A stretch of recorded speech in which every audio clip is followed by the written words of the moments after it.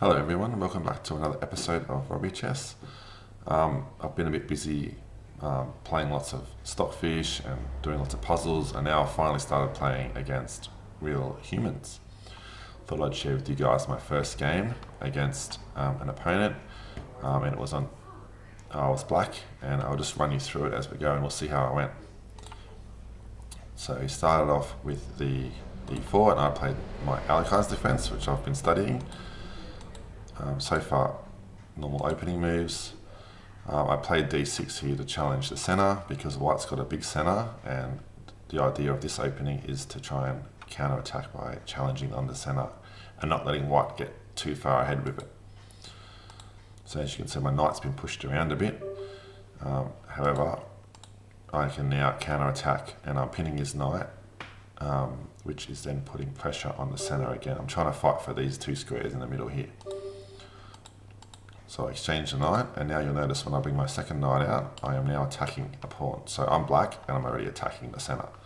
So white has to be careful and start defending. So after an exchange, white's strong center pawn has now disappeared from I haven't even moved my e-pawn, and white's moved his pawn 3 times already just to exchange pawns off. So it doesn't actually give white much benefit.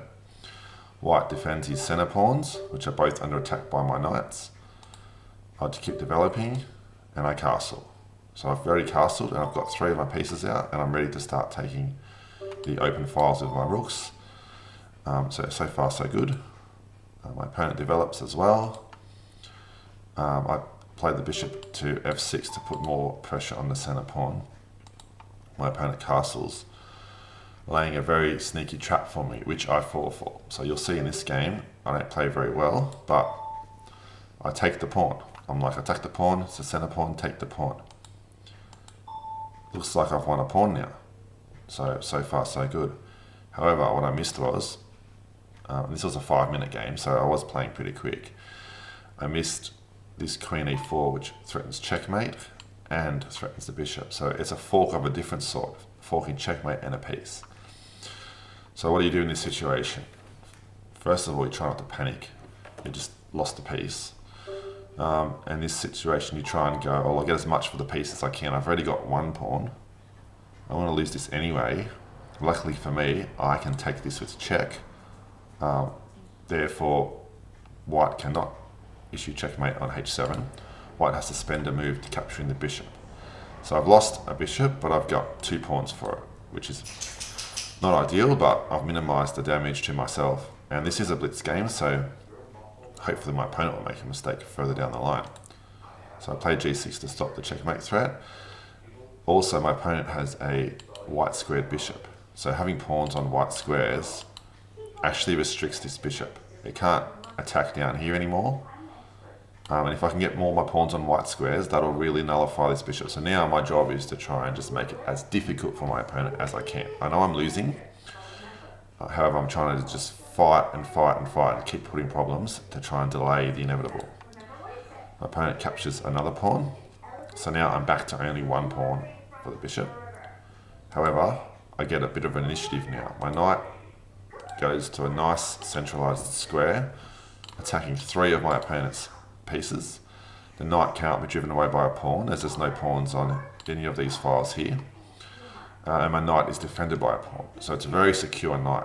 This bishop can't take the knight. The only thing that can take the knight is either this knight or a rook, but then he gives up an exchange. So this knight is 1, if you count, 1, 2, 3, 4 moves away from being able to capture this knight too. So it's a lot of moves away. So this knight is very secure right now.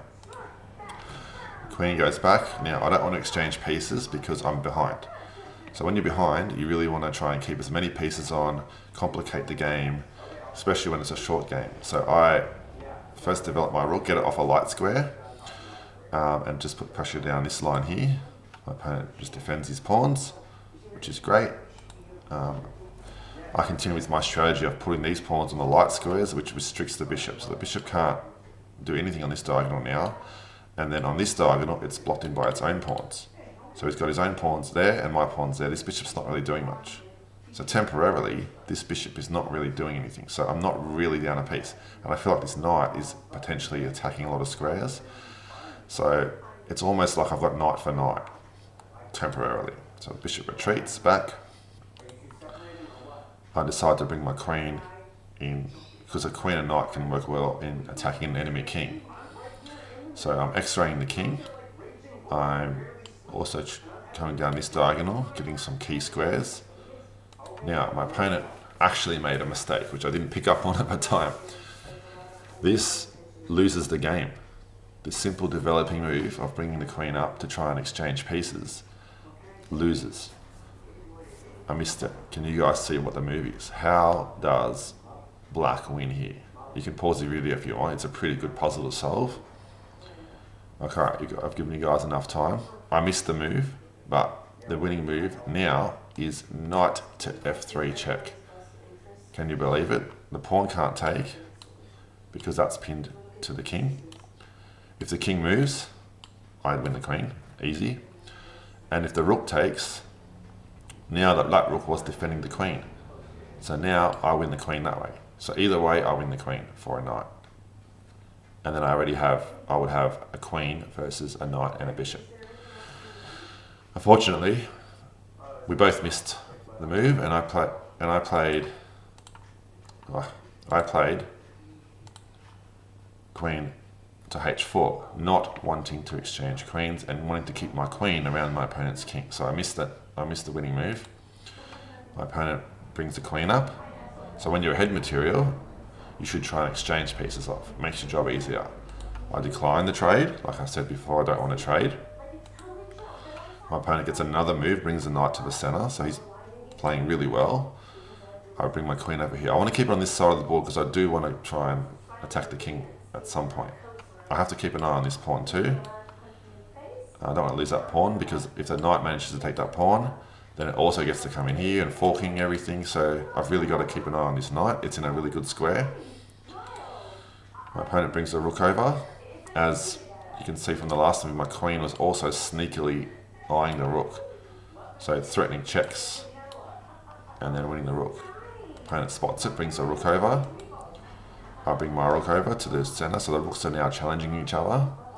Also laying a trap. Now I finally saw the trick. And my opponent played queen to e3, falling for my trap. Can you guys see this trap? It's a similar theme as the last trap, but not as good.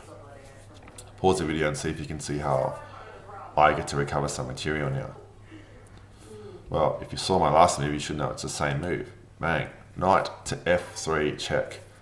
Looks ridiculous because you've got 1, 2, 3 defenders on that square, and I don't have any defenders on that square.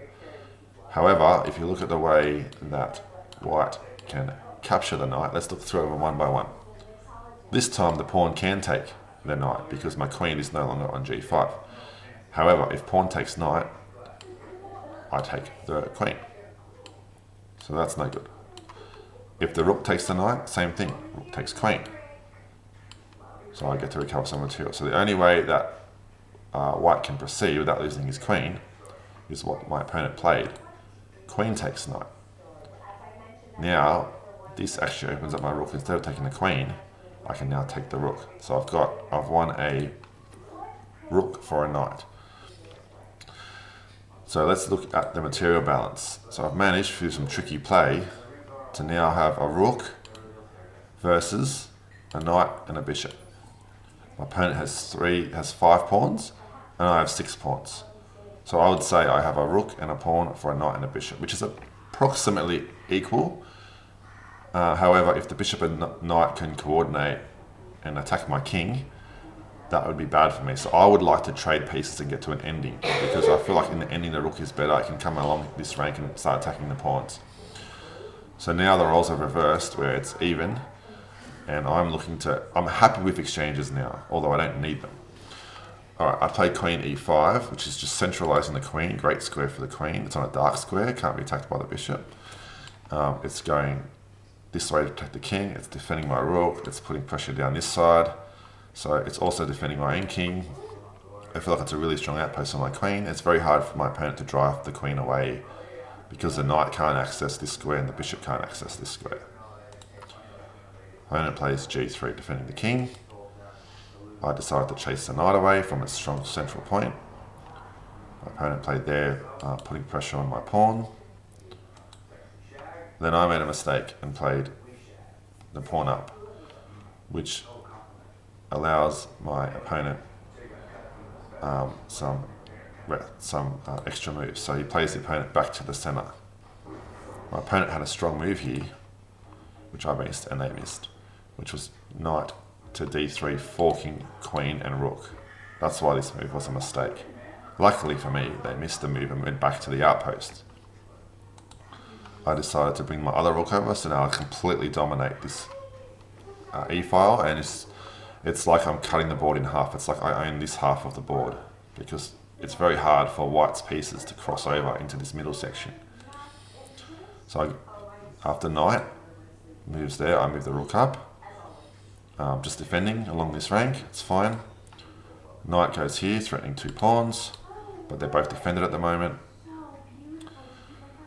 I decided again that this knight hasn't got many squares left, so I wanted to chase it away, and I missed my opponent's move, even though it is actually a mistake.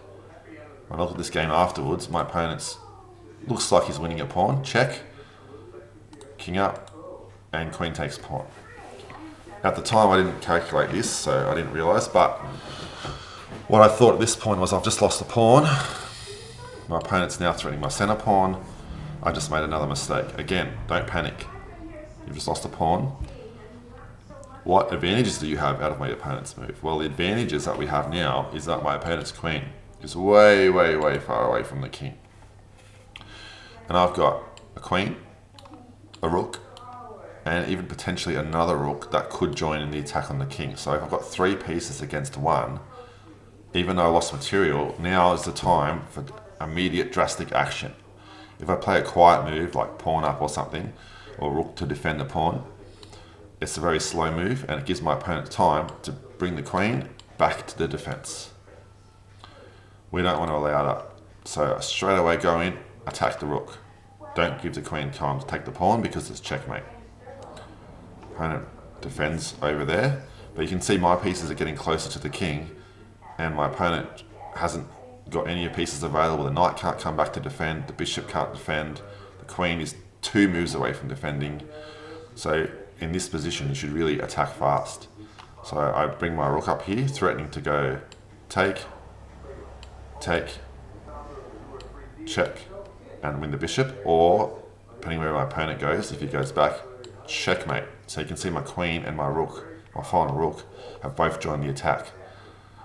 So my opponent tries desperately to bring the queen down to try and defend the rook this way.